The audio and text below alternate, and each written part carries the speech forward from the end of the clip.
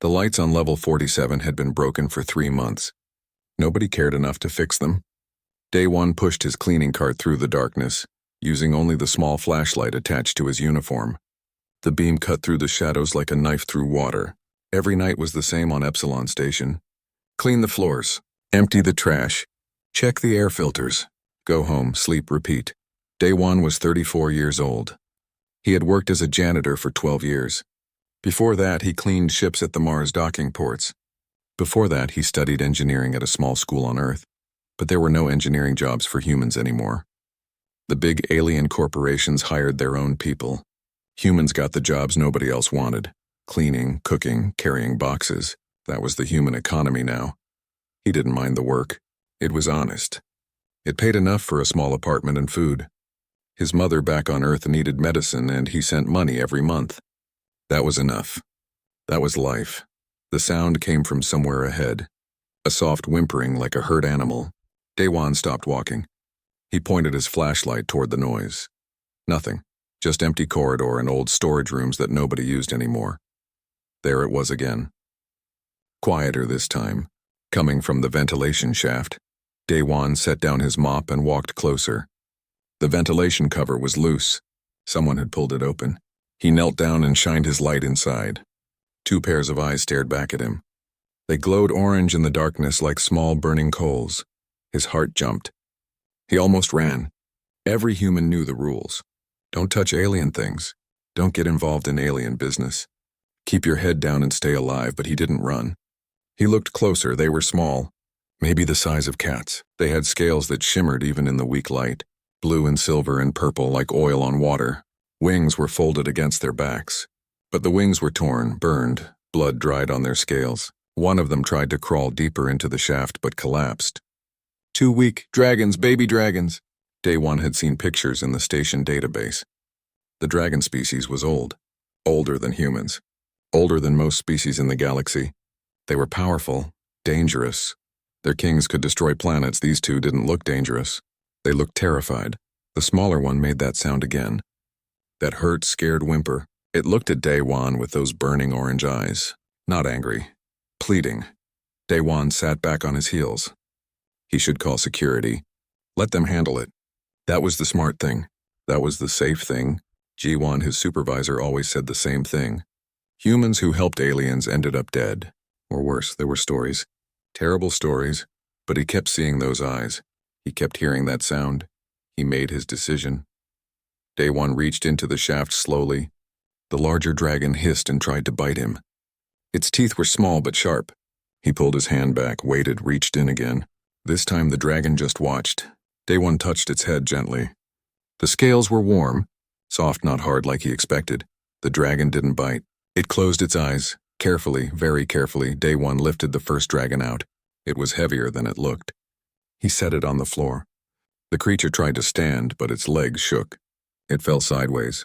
Daewon caught it before it hit the ground. The second dragon was easier. It let him pick it up without fighting. This one was smaller. A female, maybe. He wasn't sure how to tell with dragons. He set her next to her brother or sister or friend. They pressed against each other, seeking comfort. Now what? He couldn't take them to medical. Too many questions. Too much danger. If security found out, they would take the dragons away. Probably kill them. Or sell them. The black market loved exotic creatures. Daewon looked at his cleaning cart. The bottom had a storage compartment for supplies. He emptied it quickly. Soap bottles, spare rags, a broken air filter he meant to throw away. He piled everything on top of the cart. He picked up the first dragon. The larger one. Male, he decided. The dragon made a small rumbling sound but didn't fight. Daewon placed him in the storage compartment. Then the female.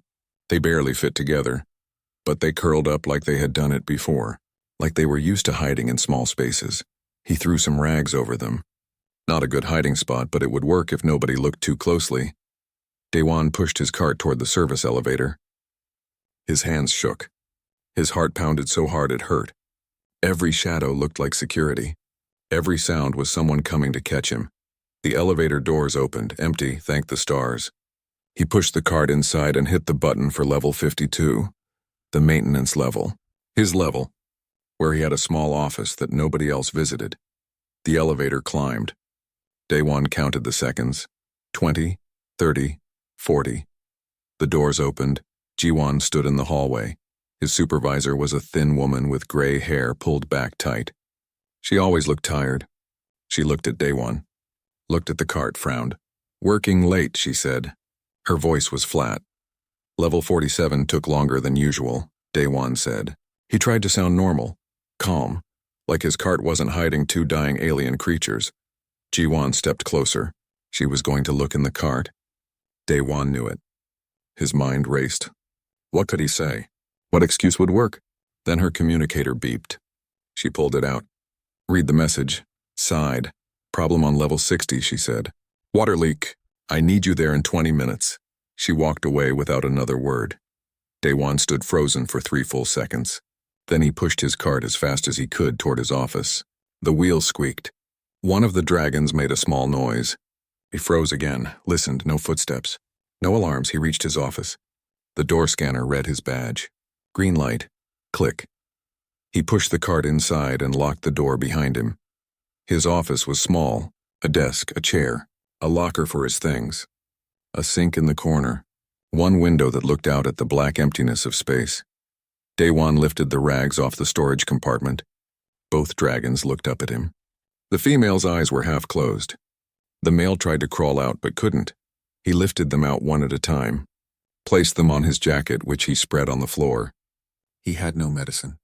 No bandages, nothing. Water, they needed water first. Everything needed water.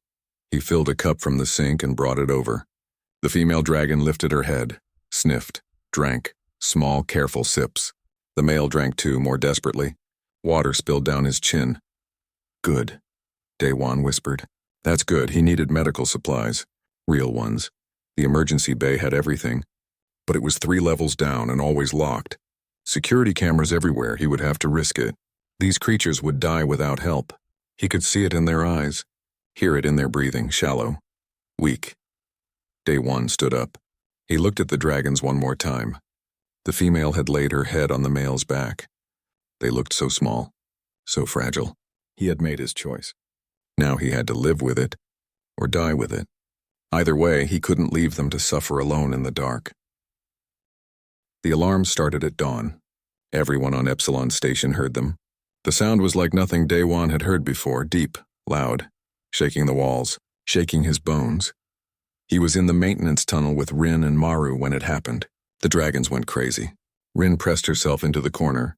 Maru made sounds Day 1 had never heard. Not scared sounds, different, like he was calling to something. His communicator buzzed. Ji-won's voice. "All workers report to common areas immediately. This is not a drill." Day 1 looked at the dragons. "I have to go," he said. "Stay quiet, please." Rin chirped softly. Maru stared at him with those round orange eyes. They knew something was wrong. He locked the tunnel door behind him. Ran to the nearest common area. Hundreds of people were already there. Workers, technicians, cooks, all looking scared. All talking at once. "What's happening? Is it an attack? Are we evacuating?" The main screen on the wall flickered to life. It showed the space outside the station. And there, filling the entire screen, was a ship. No, not a ship. A mountain, a city. Something so big it made Epsilon Station look like a toy. The ship was black. Pure black like the emptiness between stars. But it moved. Alive. Great wings folded against its sides. Wings made of metal and energy and something else. Something ancient. A dragon ship. Someone in the crowd screamed. Others followed. Panic spread like fire. People pushed toward the exits. Security guards tried to hold them back. "Stay calm." Everyone stayed calm, but nobody stayed calm. Then the voice came. It wasn't through the speakers. It was inside Day 1's head. Inside everyone's head. A voice like thunder, like mountains falling, like stars dying. "I am Kale, king of the Dragonfire clan. You have taken my children. Return them now or your station burns. You have 1 hour silence, complete silence." 1,000 people holding their breath. Then everyone started talking again, louder, angrier. "Who has dragon children? Who brought them here? Find them, give them back. Save us." Day 1 felt cold. Ice in his blood. Ice in his stomach. This was his fault. He brought this. He saved those dragons and now everyone would die. Jiwan pushed through the crowd. She grabbed his arm, pulled him aside. Tell me you don't have them, she hissed. Tell me you didn't do something this stupid. He couldn't lie. Not now, not when people might die. I found them, he said. They were hurt. I was just trying to help. Jiwan's face went white. Where are they? Safe. Hidden. I can take you. You need to give them back, now. Before that thing out there destroys us all. She pointed at the screen. The dragon ship was closer now. Close enough to see details, weapons, hundreds of weapons. Each one big enough to crack a planet. What if he hurts them, Daewon said quietly. What? Jiwan stared at him like he was crazy. He's their father. Their king. He won't hurt them. They escaped from somewhere. Someone was experimenting on them. Torturing them. What if he's the one who did it, then we're all dead anyway? Jiwan's voice was hard now. Cold. You don't get to make this choice. Not when 2,000 people live on this station. Not when we all have families, children, people we love. You don't get to decide we should die for 2 alien creatures. She was right. Daewon knew she was right. But when he thought about Rin bringing him gifts, about Maru finally trusting him, about those small sounds they made when they were happy, he couldn't do it. He couldn't hand them over to die. I'll talk to him, Daewon said. The Dragon King. I'll explain. Maybe he'll listen. Dragons don't listen to humans. We're insects to them. Less than insects. You'll die, and then we'll all die anyway. Then let me try, please. Let me try to save them. Save everyone. Jiwan was quiet for a long moment. Finally, she nodded. You have 30 minutes. If you're not back by then, I'm telling security where the dragons are, and they'll give them up whether you like it or not. Daewon ran. Through corridors. Downstairs. To the tunnel. The door was open. He stopped. He always locked that door, always. He went inside slowly. Hana was there. She was sitting on the floor with Rin and Maru. Both dragons were pressed against her. She looked up when Daewon entered. Her eyes were red. I heard the announcement, she said. Heard the voice. It's their father. Yes, we have to give them back. I know they'll be safe with him. He's their father. He loves them. That's why he came. Hana's voice broke. That's why he's threatening to destroy an entire station. Because he loves them that much. Daewon sat down next to her. Rin climbed into his lap. She was bigger now, stronger. Her wings were almost healed. She chirped and rubbed her head against his chest. I'm going to meet him, Daewon said. The king. I'm going to bring Rin and Maru to him. I'm going to explain what happened. Maybe he'll understand. Maybe he won't kill us all. And if he doesn't understand, then at least I tried. Hana pulled out her communicator, typed something, sent it. What did you do? Daewon asked. Told station control you're coming to the docking bay. Told them to grant you access. Told them you're returning the dragons. She looked at him. Her expression was sad, scared, but also proud. You're either the bravest person I've ever met or the dumbest, probably both. They stood up. Daewon picked up Rin. Hana picked up Maru. The dragons didn't fight. It was like they understood. Like they knew this was goodbye. The walk to the docking bay took 15 minutes. The corridors were empty. Everyone was hiding, waiting, praying. The station shook. Small tremors. The dragon ship was doing something. Getting ready, maybe. The docking bay doors were open. Beyond them was the black. The emptiness. The dragon ship hung there like a nightmare made real. I'll go alone, Daewon said. You stay here. If something happens, run. Nothing I can run to, Hana said. If he destroys the station, we all die. So I'm coming with you. Besides, you'll need help carrying them. They stepped into the docking bay together. It was huge, empty, cold. Their breath made clouds in the air. The outer doors were closed, but Daewon could see through the window. See the dragon ship. See the stars beyond. Then the outer doors opened, and something came through. Not a ship, not a machine, a dragon. The biggest dragon Daewon had ever imagined. Bigger than buildings. Bigger than ships. Scales like black mirrors reflecting starlight. Wings that blocked out the sky. Eyes that burned with ancient fire. King Kale. He landed in the docking bay and the whole station shook. His head lowered toward them. His mouth opened. Teeth like swords, and Daewon realized he was going to die. Daewon waited until midnight. The station was quieter then.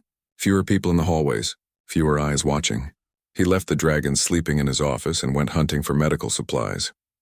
The emergency bay was on level 49. He took the stairs instead of the elevator. Stairs had no cameras. His footsteps echoed in the metal stairwell. Down, down, down. Each step felt heavier than the last. The bay door was locked like he knew it would be. But Day One had cleaned this station for 12 years. He knew things. Maintenance workers always knew things. Like how the lock on this door had been broken for 6 months. Like how you could pull it open if you lifted it just right while turning the handle. He looked left, right. Nobody. He lifted, turned, click. The door opened. Inside, red emergency lights cast everything in a bloody glow. Medical supplies lined the walls. Bandages, medicine, tools, things he didn't know the names for. He grabbed what looked useful. Antiseptic, gauze, something that said pain relief, a scanner that might show injuries. He stuffed everything into his cleaning bag. Something moved behind him. Day One spun around. His heart stopped. Hana stood in the doorway. She was young, maybe 25. A medical technician who worked the night shift. She stared at him. At his bag full of stolen supplies. Her eyes went wide. "What are you doing?" she whispered. Day One's mind went blank. He couldn't think of a lie. Couldn't think of anything. He just stood there holding his bag like a thief caught red-handed. "I need these," he finally said. "Please, I'll bring them back." "For what?" Hana stepped inside, closed the door behind her. Her voice was quiet but hard. "You're stealing medical supplies. That's a crime. I should call security." Something in her voice said she wouldn't. Not yet. Day One took a chance. "There are 2 creatures," he said. "Young ones. They're hurt. Badly. They'll die without help." Hana's expression changed, softened just a little. "What kind of creatures?" "Dragons." The word hung in the air between them like smoke. Hana stared at him. "Are you insane?" "Dragons, you brought dragons onto this station. I found them," Day One said. "They were already here, hiding, dying. I couldn't just leave them." "Yes, you could have. You should have." "Do you know what dragons can do? What their families can do? If someone finds out you're hiding them, we're all dead. Everyone on this station. They're just babies," Day One said quietly. "They can't even stand up. They're scared and hurt and alone." Hana closed her eyes, took a deep breath. "Open them again. Show me," she said. They took the stairs back up. Neither spoke. Hana followed him to level 52, to his office. He unlocked the door. The dragons were still on his jacket, still pressed against each other. Both looked up when the door opened. The female made a small chirping sound. The male hissed weakly. Hana stepped inside slowly. She knelt down, studied them with professional eyes. "The wings are burned," she said. "Chemical burns. 3rd degree.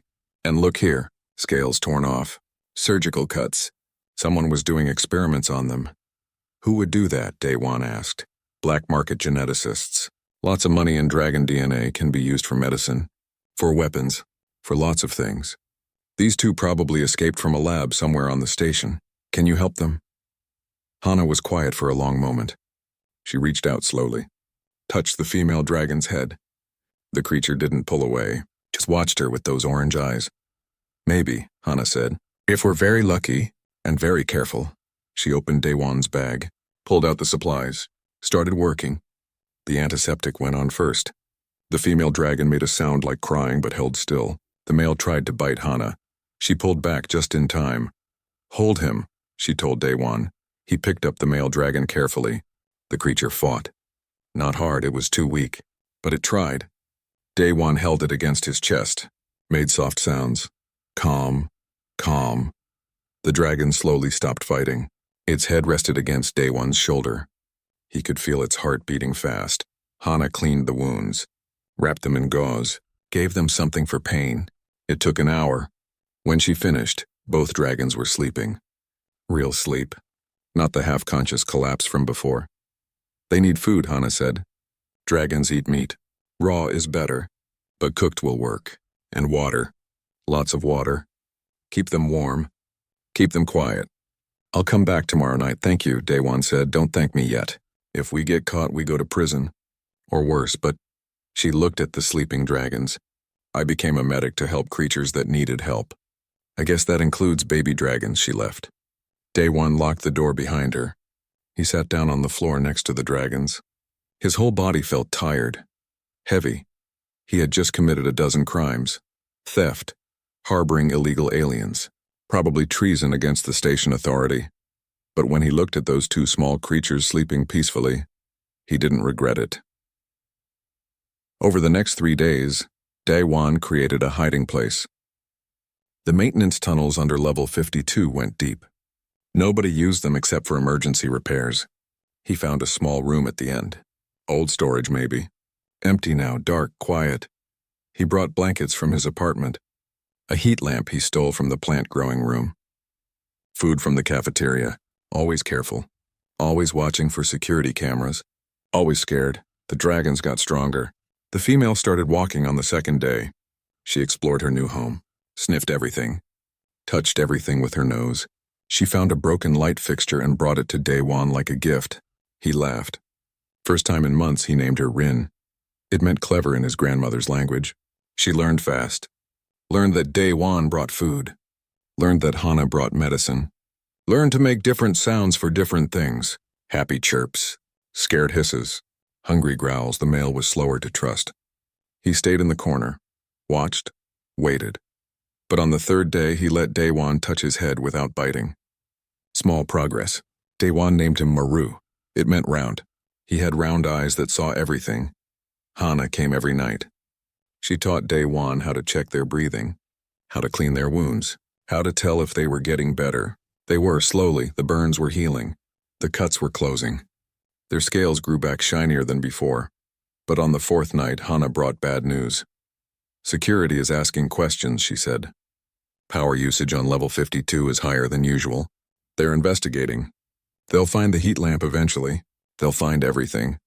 How long do we have? Daewon asked. Days. Maybe a week if we're lucky. They need more time to heal. I know, but time is something we don't have. Hana looked at Rin and Maru. They were playing. Rin was trying to fly. Her wings flapped but couldn't lift her. She fell, got up. Tried again. Dragon children. Just like human children. Stubborn and brave and full of hope. We'll figure something out, Daewon said. But he didn't know what. And from the look on Hana's face, neither did she. The station celebrated that night. Every bar was full. Every restaurant packed. People who thought they would die were alive. They danced, they sang. They cried with relief. Someone had saved them. Some brave soul had faced the Dragon King and lived. Daewon avoided the crowds. He went back to his apartment. Took a shower. Lay in bed staring at the ceiling. His hands still shook. His mind kept replaying it. Those massive eyes. That ancient voice. The feeling of Kale inside his head. Reading him. Judging him, he had survived. Barely. He had saved everyone, accidentally. He hadn't meant to be a hero. He just couldn't walk past 2 dying children. Dragon children, but still children. That was all. Sleep didn't come easy. The next morning, Jiwon called him to her office. She looked different. Less angry. Less tired. When he walked in, she stood up. Actually stood up to greet him. Sit, she said. He sat. She sat. They stared at each other for a moment. You saved us, she said finally, all of us. 2,000 people are alive because of you. I just did what felt right. That's what makes it matter. You didn't do it for glory. For reward. You just saw someone who needed help and you helped. Even though it was dangerous. Even though it was stupid. Even though you risked everything. She pushed a tablet across the desk. Read this. Daewon picked it up. It was a message from the station director. Effective immediately, Daewon was promoted. New position. New salary. Triple what he made before. Recognition for outstanding bravery in the face of extreme danger. I don't want this, he said. Too bad. You earned it. Take the promotion. Take the money. Send more to your mother. She'll need it for her medicine. He looked at Jiwon. How did you know about my mother? I know all my workers. I pay attention. It's my job. She smiled. Small. Genuine. First time he'd seen her smile in years. Now take your promotion and get out of my office. The weeks that followed were strange. People recognized Daewon in the corridors. They nodded. Said thank you. Some asked for his story. He told them the simple version. Found dragons. Helped them heal. Met their father. Lived. He left out the fear. The doubt. The moment he thought he would die. Hana got promoted too. Head of medical. She deserved it. She had risked just as much, maybe more. At least Daewon had been too stupid to know better. Hana knew exactly what she was risking. She did it anyway. They had coffee together sometimes, talked about Rin and Maru, wondered how they were doing, if they remembered, if they ever thought about the two humans who saved them. 1 month later, the dragon ships came, not to Epsilon Station. To everywhere, Earth, Mars, Europa, Titan, every human colony, every human station. Hundreds of dragon ships appeared in human space. The news exploded. Was this an invasion, an attack? The end, but the dragons didn't attack. They sent messages. Peaceful messages. They wanted to talk, to trade, to build alliances. They offered technology, medicine, protection. In return, they asked for partnership, for friendship. The galaxy was shocked. Dragons didn't make alliances with humans. Dragons barely acknowledged humans existed. But King Kale gave a speech, broadcast to every species. Every world he told them about Daewon, about a janitor who saved dragon children, about a human who showed mercy when he didn't have to, about a species that contained people capable of simple goodness. He said humanity deserved respect, deserved a place at the table, deserved to be treated as equals. The speech changed everything other species noticed. If dragons respected humans, maybe they should too. Trade agreements followed. Defense pacts, cultural exchanges. Within 6 months, humanity went from the galaxy's janitors to the galaxy's newest power. Not through war. Not through conquest. Through one man's choice to help 2 dying children. Daewon watched it all happen from his small apartment on Epsilon Station. He got job offers, important positions, ambassadorships, political posts. He turned them all down. He liked his work. It was honest. Simple. Good. 3 months after the dragon ships arrived, Kale visited again. Just him this time. No warship. No weapons. He landed in the same docking bay. Called for Daewon. Daewon went. Less scared this time. Still nervous. Always nervous around creatures that could eat you in one bite. Kyle looked different. Smaller somehow. Less terrifying. Or maybe Daewon was just getting used to dragons. I brought someone to see you, Kale said. 2 shapes appeared behind him. Bigger than before. Not hatchlings anymore. Young dragons. Teenagers maybe. Blue and silver and purple scales gleaming. Wings fully healed and strong. Orange eyes bright with intelligence. Rin and Maru. They ran to Daewon. Still that same energy. That same enthusiasm. Rin jumped on him. Nearly knocked him down. She was heavy now, strong but still gentle. Still careful. Maru pressed his head against Daewon's chest. Made those rumbling sounds. Happy sounds. Home sounds. Daewon laughed. Hugged them both. They remembered. After all this time, they remembered. They wanted to see you, Kyle said. They speak now. Would not stop asking when they could visit. So here we are. Rin pulled back. Looked at Daewon with those burning eyes. Father says you saved us, she said. Her voice was young, musical, like wind chimes. Says we would have died without you. You were hurt, Daewon said. I just helped you heal. You gave us food, water, warmth, safety. Maru's voice was deeper, quieter, like distant thunder. You risked everything for strangers. Why? Because you needed help. That's reason enough, Rin chirped. That same sound from before, happy, content, we will never forget. When we are grown, when we are strong, we will protect you. Protect your people. That is our promise. You don't owe me anything. We know, Maru said. That's why we want to. Not because we must. Because we choose to. Like you chose to help us. They stayed for an hour. Told them about their home, their training, their studies. They were learning to be warriors, leaders, diplomats. They would be important someday, powerful, but right now, they were just kids visiting the person who saved them. When they left, Kale stayed behind for a moment. You changed the galaxy, he said. One simple act of kindness. That is all it took. Empires will rise because of you. Wars will be prevented. Lives will be saved. All because you could not walk past 2 dying children. I'm just a janitor, Daewon said. No. Kale's eyes blazed. You are proof that greatness lives in the smallest acts. That heroes do not need swords or ships. That the most powerful force in the universe is not strength. It is compassion. Remember that. And may your species never forget it. The dragon left. The docking bay went quiet. Daewon stood there alone. Then his communicator buzzed.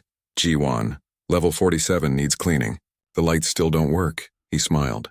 Some things never changed. He went to get his cart, his mop, his flashlight. He had work to do.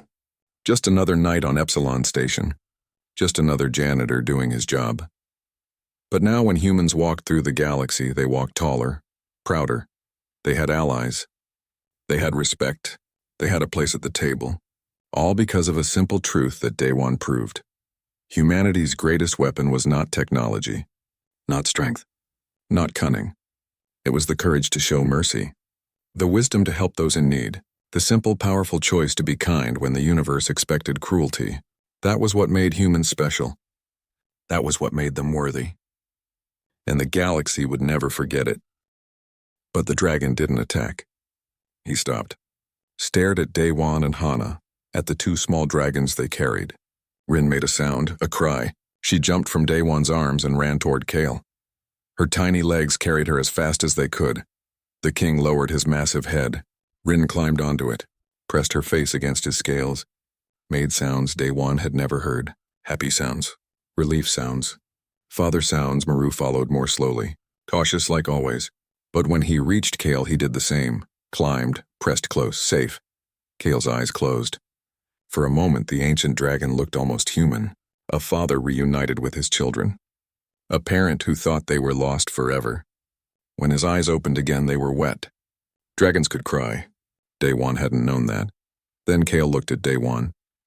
Really looked. And his voice filled the docking bay. Not in Day One's head this time. Real sound. Deep like earthquakes.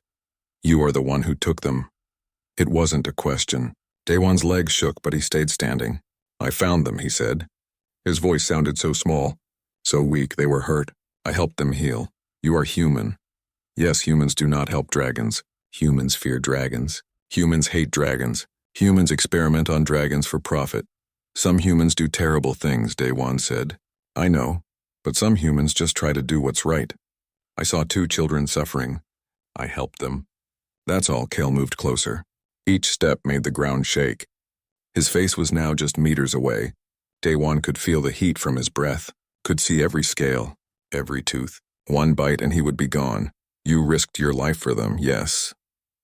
Why Day One thought about that. Really thought. Because they needed help, he finally said. Because leaving them to die felt wrong. Because I couldn't walk away. You are just a cleaner, a worker. Why did you care what happened to dragon children? Because they're children. It doesn't matter what species. Children shouldn't suffer. Kale was silent. His eyes burned into Day One, searching, reading. Then he spoke again. I will look into your mind now. Into your memories. I will see the truth of what happened. If you are lying, I will know. If you hurt my children, you will die slowly. Do you understand? I understand, Day One said. Look, you'll see I'm telling the truth. Kale's eyes flashed.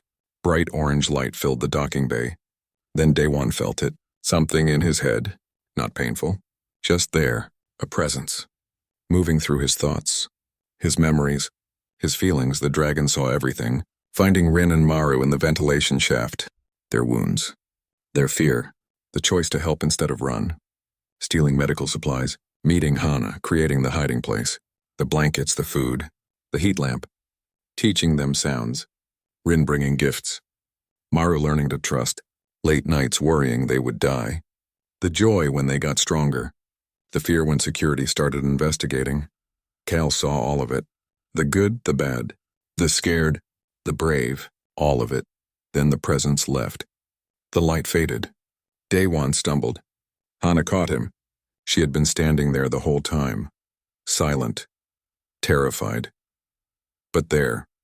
Kale pulled back. His expression changed. Softer. Different. He looked at Rin and Maru still clinging to his scales. Then back at Day One. You saved them, the dragon said quietly. The geneticist captured them 6 days ago. Took them from their nursery. Hurt them, studied them. They escaped 3 days ago. I have been searching, tracking, following every lead. I was too late. They should have died from their wounds. But you found them. You healed them. You kept them safe. I did what anyone would do, Day One said. No, Kale's voice was firm. Most would have walked away. Most would have been too afraid. Most would have reported them to authorities who would have sold them back to the geneticists. You risked everything. Your job, your freedom, your life. For children that were not yours. For creatures that could never repay you. The dragon stood taller. His voice grew louder. Filled the bay. Filled the station. I came here for war. I came to burn this place. To destroy everyone who hurt my children. But you did not hurt them. You saved them. And I see now that not all humans are cruel. Not all humans are enemies. Kyle turned his head toward the station. Toward the thousands of humans hiding inside, cowering, waiting to die. I will not destroy your station. I will not harm your people. Because of you. Because you showed mercy when you had no reason to. Because you proved that humanity has something my kind thought you lacked. Compassion. Relief flooded through Daewon. His knees went weak. Hannah started crying. The station was safe. Everyone was safe, but Kale wasn't finished. I owe you a debt, the dragon said. A life debt. You saved my children. By dragon law, I must repay you. Name your price. Wealth. Power. A place among my clan. Technology. Knowledge. Anything you want, it is yours. Daewon shook his head. I don't want payment. I just wanted them to be safe. That's enough. Kale stared at him. That is your answer. No reward, I'm just a janitor. I clean floors. I don't need wealth or power. I just need to know Rin and Maru are okay. That they're with their father. That they're home. The dragon was quiet for a long moment. Then he laughed. It was a sound like thunder, like mountains laughing. Like the universe itself finding joy. Just a janitor, Kale repeated. No, you are more than that. You are proof that greatness does not require power. That courage does not require strength. That kindness does not require reward. I have lived 10,000 years. I have seen empires rise and fall. I have seen species conquer galaxies. But I have rarely seen what you showed. Simple goodness, the dragon spread his wings. They filled the entire docking bay. Blocked out the stars. I will honor your choice. No reward, but know this. The Dragonfire clan owes humanity a debt. We will remember. And we will repay it in ways you cannot yet imagine. Rin and Maru climbed down from Kale's head. They walked to Daewon. Rin rubbed against his leg one last time. Maru touched his hand with his nose. Goodbye, Sounds. Thank you, Sounds. I'll remember you, Sounds. Daewon knelt down, touched their heads. Be safe, he whispered. Grow strong. They climbed back onto their father. Kale turned toward the open doors. Toward space. Toward home, we will meet again, the dragon said. And when we do, the galaxy will be different. Better. Because of what you taught me today. He launched himself into the black. Wings beating once, twice, gone. The docking bay doors closed. The alarm stopped. And Daewon sat down on the cold floor and finally let himself shake.